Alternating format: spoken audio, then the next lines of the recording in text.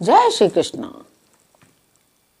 अंगद रावण के मुकुट उठा उठा कर अपनी सेना की ओर फेंक रहा है। लोग डर रहे हैं, ये क्या रावण ने वज्र चलाए हैं। प्रभु हंसकर कह रहे हैं, डरो नहीं, ये न उल्का है, न वज्र है, न केतु है, न राहु है, ये रावण के मुकुट हैं जो बाली पुत्र अंगद के फेंके हुए आ रहे हैं। पवन पुत्र श्री हनुमान जी ने उछलकर उनको हाथ से पकड़ लिया, लाकर प्रभु के पास रख दिए।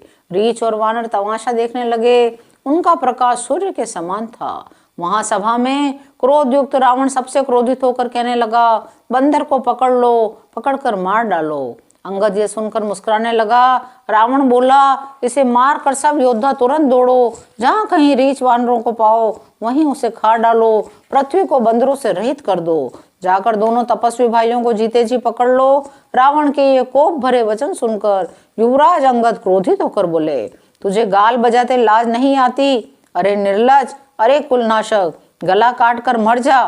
मेरा बल देखकर भी क्या तेरी छाती नहीं फटती? अरे स्त्री के चोर, कुमार्ग पर चलने वाले, दुष्ट, पाप की राशि, मंद बुद्धि, तू सन्नीपात में क्या दुर्वचन बक रहा है? अरे दुष्ट राक्षस, तू काल के वश हो गया है। इसका फल तू आगे वानर और भालुओं के चपेटे लगने पर पावेगा। राम मनुष्य हैं, ऐसा वचन बोलते ही तेरी जीभें नहीं गिर पड़ती? इसमें संदेह नहीं, तेरी जीभें अकेले नहीं वरन सिरों के साथ रणभूमि में गिरेंगी। अरे दशकंद, जिसने एक ही बाण से बाली को मार डाला, वह मनुष्य कैसे हैं? अरे कुजाति, 20 आंखें होने पर भी तू अंधा है, तेरे जन्म को धिक्कार है। श्री रामचंद्र जी के बाण समूह तेरे रक्त की प्यास से प्यासे हैं। इस डर से कड़वी बकवाद बोलने वाले नीर राक्षस, मैं तुझे छोड़ता हूँ। मैं तेरे दांत तोड़ने में समर्थ हूँ, पर क्या करूं, प्रभु ने मुझे आज्ञा नहीं दी है। ऐसा क्रोध आता है, तेरे 10 मुंह तोड़ डालूं, तुझे पकड़कर समुद्र में डुबो दूं। तेरी लंका गुलर के फल के समान है, तुम सब कीड़े उसके भीतर निडर होकर बस रहे हो। मैं बंदर हूँ, मुझे इस फल को काटे क्या देर थी, पर कृपालु श्री रामचंद्र जी ने मुझे वैसी आज्ञा नहीं दी। अंगद की युक्ति सुनकर रावण मुस्कुराया और बोला, अरे मूर्ख, बहुत झूठ बोलना तूने कहाँ से सीखा? बाली ने तो कभी ऐसा गाल नहीं मारा। जान पड़ता है तू तपस्वियों से मिलकर लबार हो गया है। अंगद ने कहा, यदि मैंने तेरी 10 जीभें नहीं उखाड़ ली तो सचमुच में लबार ही हूँ। श्री रामचंद्र जी के प्रताप को स्मरण करके अंगद क्रोधित हो उठे। उन्होंने रावण की सभा में प्रण करके दृढ़ता के साथ अपना पैर रोप दिया और कहा, अरे मूर्ख, यदि तू मेरा चरण हटा सके तो श्री राम जी लौट जाएंगे। मैं सीता जी को हार गया। रावण ने कहा, हे सब वीरों सुनो, पैर पकड़कर बंदर को पृथ्वी पर पछाड़ दो। मेघनाथ आदि अनेकों बलवान योद्धा जहां तहां हर्षित होकर उठे। वे पूरे बल से बहुत से उपाय करके झपटते हैं, पर पैर टलता नहीं। सब सिर नीचा करके अपने अपने स्थान पर जा बैठते हैं।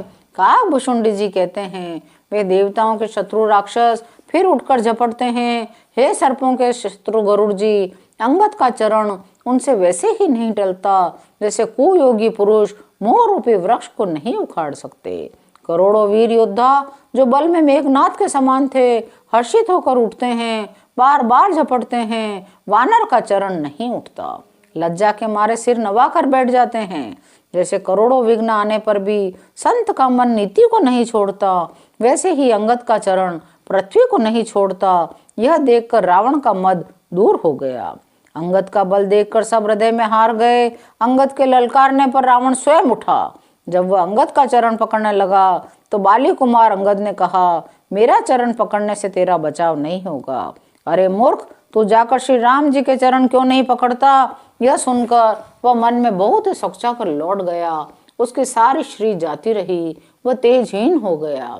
वह सिर नीचा करके राज सिंहासन पर जा बैठा, मानो सारी संपत्ति गंवा कर बैठा हो। श्री रामचंद्र जी जगत भर के आत्मा और प्राणों के स्वामी हैं। उनसे विमुख रहने वाला शांति कैसे पा सकता है? शिव जी कहते हैं, हे उमा, जिन श्री रामचंद्र जी के भुखरोटी विलास से विश्व उत्पन्न होता है और फिर नाश को प्राप्त होता है, वे तृण को वज्र और वज्र को तृण बना देते हैं। अत्यंत निर्बल को महान प्रबल को अत्यंत निर्बल कर देते हैं। उनके दूत का प्रण कहो कैसे टल सकता है? फिर अंगद ने अनेकों प्रकार से नीति कही, पर रावण ने नहीं माना, क्योंकि उसका काल निकट आ गया था। शत्रु के गर्व को चूर करके अंगद ने प्रभु श्री रामचंद्र जी का सुयश सुनाया और वह कहकर चल दिया, रणभूमि में तुझे खिला खिला कर न मारूं तो पहले से क्या बड़ाई करूं। अंगद ने पहले ही सभा में आने से पूर्व ही उसके पुत्र को मार डाला था। वह संवाद सुनकर रावण दुखी हो गया। अंगद का प्रण सफल देखकर सब राक्षस भय से अत्यंत व्याकुल हो गए। शत्रु के बल का मर्दन कर बल की राशि बाली पुत्र अंगद जी ने हर्षित होकर आकर श्री रामचंद्र जी के चरण कमल पकड़ लिए। उनका शरीर पुलकित है, नेत्रों में जल भरा है। संध्या हो गई जानकर दशग्रीव बिलखता हुआ उदास होकर महल में गया। मंदोदरी ने रावण को समझाकर फिर कहा, हे कांत, मन में समझकर कुबुद्धि को छोड़ दो। आपसे और श्री रघुनाथ जी से युद्ध शोभा नहीं देता। उनके छोटे भाई ने एक जरा सी रेखा खींच दी थी, उसे भी आप नहीं लांघ सके। ऐसा तो आपका पुरुषत्व है।